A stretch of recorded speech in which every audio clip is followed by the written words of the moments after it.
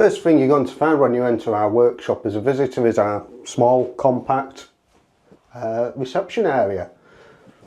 Got the CCTV on the screen, so if your vehicle's in having work done, you can keep an eye on where we're up to, what we're doing. Collection area, so any orders that are coming are usually left on here, so easy to access for you.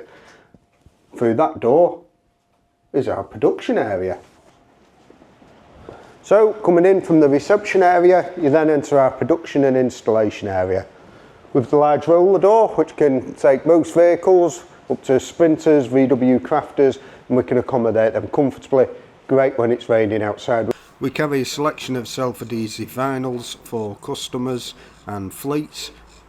These are usually cut in our Graphtec FC8600-160 wide. That's coupled with our HP Latex 335 printer and our Easy Mount 1600 laminator. We also have the Evolution board cutter, suitable for cutting banners and rigid boards.